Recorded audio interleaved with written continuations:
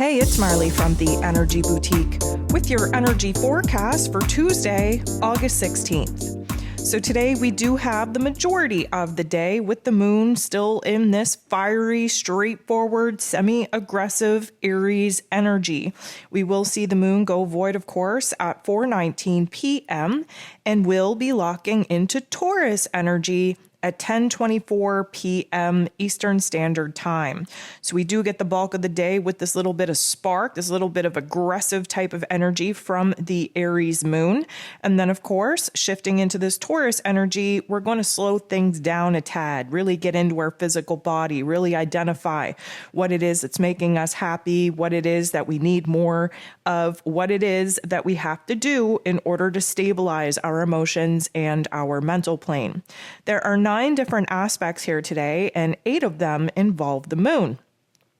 The moon in Aries is going to make a very interesting aspect with Mercury. Mercury, of course, ruler of the mental plane, information, communication, and how it is that we express ourselves, who, of course, is in its place of power in Virgo energy. Again, mind over matter. We have the ability to visualize something in our mental plane, to channel it through our physical form, and actually take action and make a move to bring it to life in our physical realm.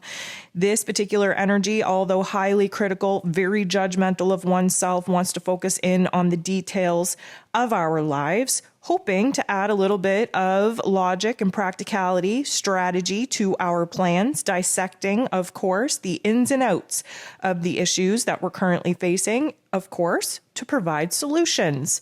The moon interacting with Mercury in this way, of course, is going to highlight the disconnect, if you will, between our heart and our head, only to be able to see where it is that we can make a little bit more effort in trying to get those elements aligned, but also putting us in a situation where in our outside world, there may be a situation popping off where we are going to have to use our throat chakra to vocalize new thoughts, new ideas, new feelings. We are also open to the opportunity where new information is going to come in, details emerging that we're going to have to reprocess in our mental plane in order to actually make sense of things that have already happened and put us in a position to re-strategize our plans in moving forward.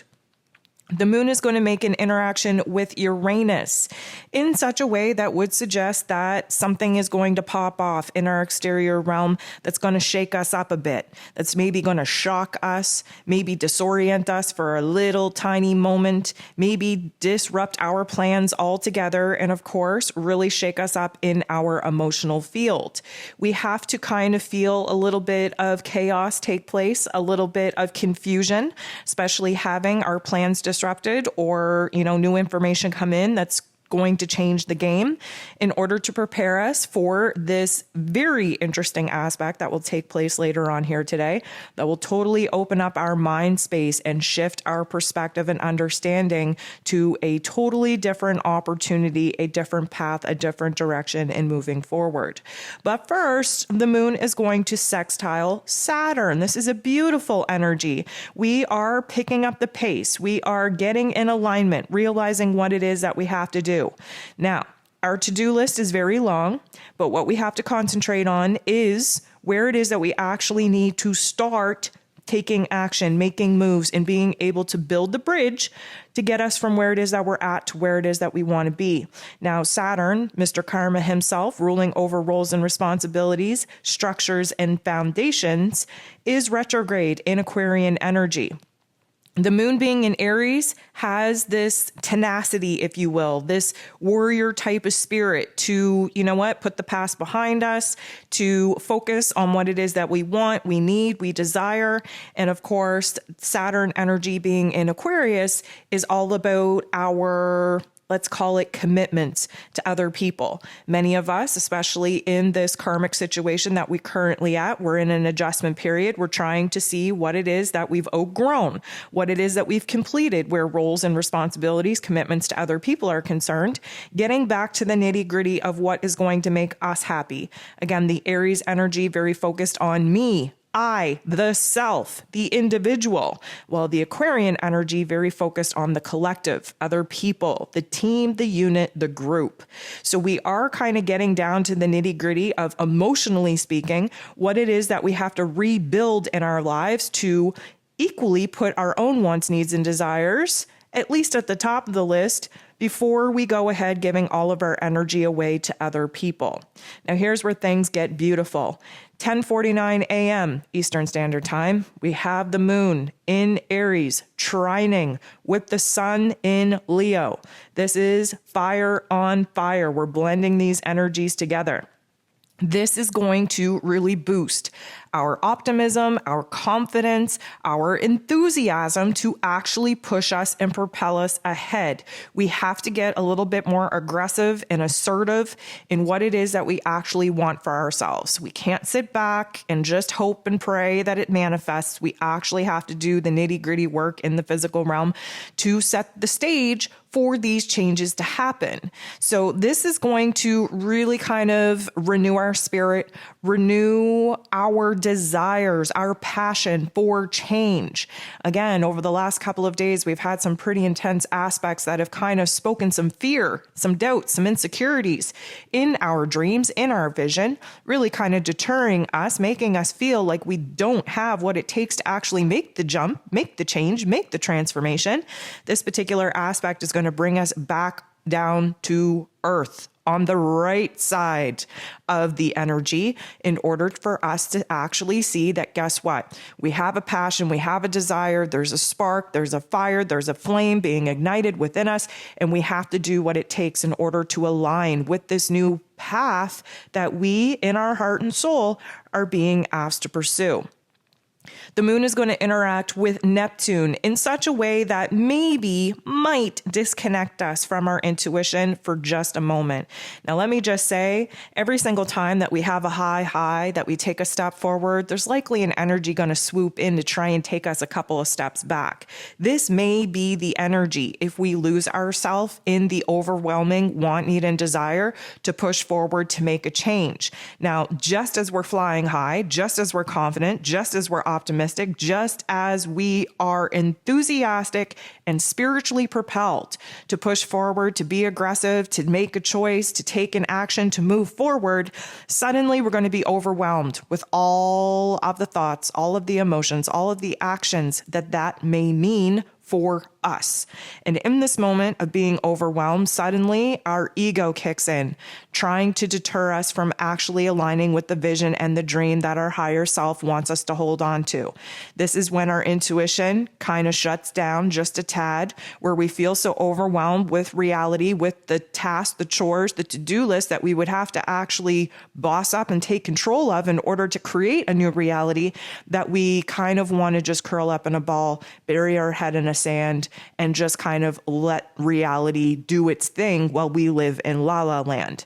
Now, again, it's always good to take a little time out to step into la la land and remind ourselves of that dream, that vision, align with our intuition. But this particular vibe would suggest that we're moving inward to distract ourselves from the work that actually has to be done here in this physical realm. The moon is going to interact with Mercury once again, but this time it's a very harmonious aspect. This means that whatever just happened, okay, after we get this boost of confidence, after we get fired up and ready to go, then we kind of take a step back, enter into la la land, recognize where it is that we're distracting ourselves from actually doing the work. And if we don't do the work in the physical realm, that nothing will actually change. Something clicks, something in our heart clicks, something in our head clicks. We get on the same page in our heart, in our head. What does that mean? It means that the physical body is able to actually take an action, make a move, moving forward because our heart and head are in alignment and agree. Now, what this could also manifest for us is aha moments, right? Sparking up a new idea, a new opportunity, a new strategy to actually move forward. It could also create an opportunity for us to get a little bit more vocal with whoever it is that needs to hear whatever's been going on in our inner realm that we haven't been outwardly confident about speaking about. Now, this can also mean that in this energy exchange, in this conversation that new details and information get revealed to us that we may have to reprocess and alter our path, our vision, our dream in moving forward. Again, sometimes when we realize where it is that we stand in other people's lives, that may change the important role that we have gifted them in our own dream, in our own vision. Now, this doesn't need to be a pop off, a downright confrontation, but sometimes in conversation, in collaboration, in sharing thoughts and ideas and feelings with other people, we get feedback that changes our perspective, changes our understanding, and therefore changes our plan and our strategy in moving forward. Here's where things get super interesting. 1:46 p.m. Eastern Standard Time, we have Mercury, ruler of the mental plane, communication, information, how we express ourselves, who is in its place of power in Virgo energy, trining, which is a beautiful interaction with Uranus, the great awakener, who is in Taurus energy. So this is why we get the trine, because Virgo energy, Taurus energy, they're both earth energies. So we're working together here. We're blending these energies. We're smashing things together. What makes things even more interesting is that Uranus is the highest octave of our intellect. It is the top of the crown where we connect with higher forms of intellect, our higher self, interdimensional information and downloads. It's literally where we can get a light bulb moment pop off, an aha moment, a zap of information, a light code activation in our highest realm. And then Mercury, who rules over the lower level intellect, connected more to our ego and to this physical realm, dependent on logic, practicality, data, statistics, we get to bring it into this lower level intellect and actually start formulating a plan on how it is that we're going to use this epiphany, this insight, this aha moment to our advantage. So what we got going on here is this beautiful energy that comes in that just opens up our mind to something that we have never contemplated before, that we didn't even consider before. Suddenly, we may receive the answers to the questions that we've been seeking or questions that we didn't even know we should be asking. This is like a beautiful lightning bolt of information that just pops in, that just creates a new excitement, a new perspective, a new understanding on this mental level. And it also creates an energy where if we're put in a situation where we need to express ourselves, we're able to actually speak out and articulate what it is that's going on within us in a way that really just kind of busts us out of the norm. So if we have a certain way to express ourselves, we might try something totally different.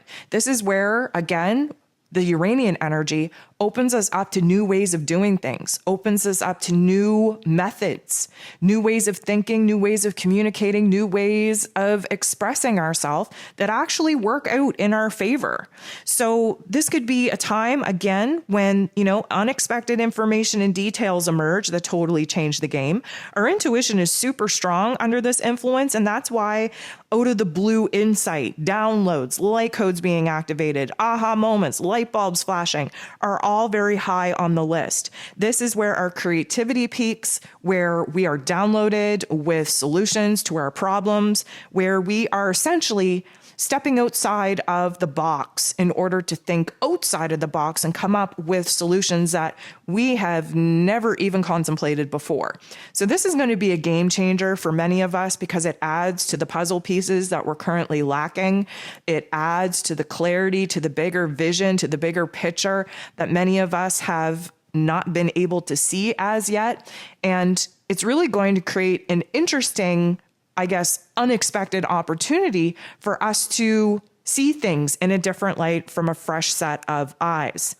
Now, just as we talk about having, beautiful energies pushing us forward, taking one step in a new direction, we always have that dark force agenda kick in order to bring us down a couple of pegs. So just a couple hours later, we have the moon squaring the Pluto energy. This is the last aspect that the moon is going to make in this Aries energy before going void, of course. And anytime that the moon goes void, things get shaky, things get unstable, things get very questionable, very uncertain. So having the moon square, which is entering into the boxing ring, we're going to like fight it out here. There's a tension, there's a conflict. We have to resolve something here. With Pluto, the god of the underworld, the great transformer himself. He's retrograde in Capricorn, reminding us of past experiences where we failed to stand in our power, where we failed to be our own authority, where we failed to actually keep control of our own lives, and where it is that we've given that power away to other people. Now, this isn't to kind of paralyze us in a state of trauma and remembrance. What this is supposed to do is inspire us to cut the cord with the past, because the past unconsciously is dictating our future. And therefore, we aren't as bold and brave as we should be, because there is this past experience that is guarding us, keeping us in this state of non-risk, non-action, basically a state of paralysis in doing things differently. Now, the good thing about this is that the moon in Aries is the energy for us to cut that cord, is the energy for us to realize that we're not going to let the past dictate our present or our future. This Aries energy, ruled over by Mars, the god of war, has no problem picking up the sword, yielding it, cutting the cord, cutting through any obstacles or challenges that are going to prevent us from making this transformation, prevent us from standing in our power, prevent us from taking control of our lives. But we got to fight it out first. And that fight is very uncomfortable. This is a little bit of a tussle in our psyche, in our heart space, where we have to kind of fight it out and see the battle, the internalized battle, kind of fight it out within, in order for us to reach a breaking point where we're like, you know what? Enough. I'm tired of thinking about it. I'm tired of obsessing over it. I'm tired of having these memories, these past experiences constantly flash in my mind space, invoke all these emotions, and prevent me from actually going after what it is that I want. So this is going to be a profound energy shift, very intense, likely very dark at the beginning, but then, we kind of tap into that warrior-like energy, get inspired to overcome that, to really just, slap the rear view mirror off the car altogether, because we're not okay with looking back anymore. We only want to look forward. So then the moon goes void. Again, things get very unstable, very shaky. And the only aspect that we have left here today, while the moon is still in Aries energy, while the moon is void, is an interaction with Mars. And again, Mars rules over Aries energy. So anytime that we are interacting with the ruler of the moon energy at the time, we are always getting a little bit more of an intense, powerful zap than we normally would with any other planet placement. So Mars, being the god of war, ruling over our physical energy, our drive, our passion, our desires, even our anger, if need be, is in Taurus energy. Again, wrapping up the life lessons in Taurus this week before jumping into Gemini. If you haven't listened to the ascension forecast for this week, I'm going to recommend you do so, give you a little bit of a lay of the land, if you will, for what this week is supposed to be. But this particular interaction is going to suggest that something is going to happen outside of us that we do not have control over, likely coming from a personal relationship that has the tendency to anger us, to irritate us, to frustrate us, likely because we are being challenged within the new worth and value that we have within ourselves, challenged with the boundaries in which we've already created in order to protect ourselves. There's likely something coming up that is really going to fire us up in all the wrong ways, frustrate us, and really put in perspective where it is that we may have to rethink the worth and value that we are putting on certain individuals or certain situations. Now, just keep in mind, the moon in Aries, very impulsive, very dramatic. When something pops off, we can go from 0 to 60 in less than 60 seconds and then be fine. And this Mars energy is a little bit frustrated and highly agitated anyways, being in this Taurus energy, because he has to go low and slow. He has to make calculated and strategic moves in bringing certain aspects to life. And, that's not Mars's deal at all. He wants to act on impulse and, act now and worry about the consequences later. And this Taurus energy just isn't having it. We have to be very careful and very strategic with our energy. We have to be very, I'm going to say, careful with how it is that we exert ourselves to go after new passions, new desires that are going to bring us a new level of love, of stability, of support and encouragement in our lives. And so whatever situation is popping off for you in your life with this particular aspect, try to keep your emotions in check. It's a very hard thing to do with the moon in Aries. We want to keep our energy in check. We want to recognize where it is that irritation, agitation, frustration is going to be high.